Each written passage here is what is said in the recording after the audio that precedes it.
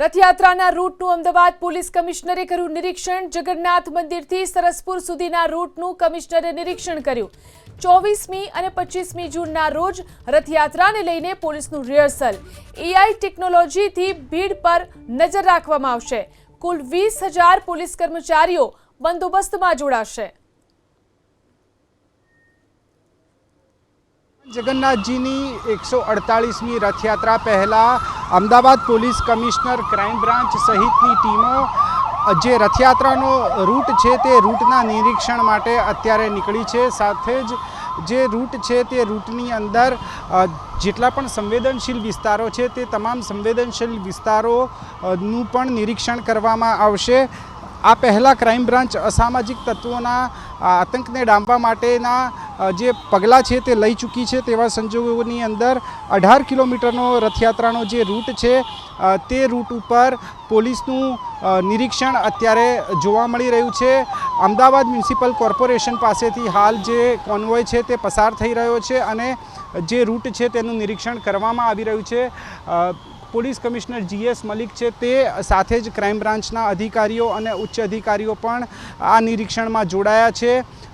JCP કક્ષાના અધિકારી હોય કે DCP કક્ષાના અધિકારી તમામ જે છે તે આ નિરીક્ષણમાં જોડાયા છે। ખાસ કરીને જે સંવેદનશીલ વિસ્તારો છે તેનું નિરીક્ષણ કરવામાં આવશે। આ સાથે જ પ્રથમ વખત આર્ટિફિશિયલ ઇન્ટેલિજન્સ ટેકનોલોજીની મદદથી પણ જે ભીડવાળા સ્થળો છે તેની પર ધ્યાન રખાશે। તમામ જે ગતિવિધિઓ છે તેની પર નજર રખાશે। આજે ગ્રામ પંચાયતોની ચૂંટણી હોવાના કારણે રાજ્યની પોલીસ પહોંચી શકી નહીં, પરંતુ અત્યારે જો વાત કરવામાં આવે તો આવતીકાલે રાજ્યની પોલીસ પહોંચશે। 24મી જૂન અને 25મી જૂનના રોજ રિહર્સલ પણ કરવામાં આવશે તે પ્રકારની માહિતી પોલીસ કમિશનરે આપી છે। ત્યારે સંવેદનશીલ વિસ્તારોની અંદર સઘન પેટ્રોલિંગ અને રૂટનું નિરીક્ષણ કરવામાં આવી રહ્યું છે।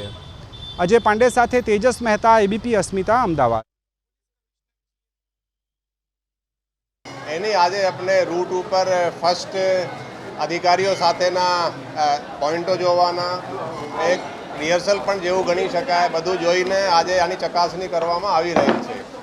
ડિટેલ્ડ જે રિહર્સલ છે એ આજે પંચાયતની ચૂંટણી પણ છે, એને આવતીકાલે પોલીસ અમુક બહારથી રિપોર્ટ કરશે અને પરમ દિવસે એટલે 24 તારીખે સવારે 6 વાગે એની મેઇન રિહર્સલ શરૂ થશે। પછી 24 તારીખે પછી 25 તારીખે પણ 2 રિહર્સલ થવાની છે। તો આ રિહર્સલના ભાગરૂપે આજે તમામ અધિકારીઓ આ રૂટ ઉપર જોવા માટે અને ચેક કરવા માટે નીકળ્યા છીએ।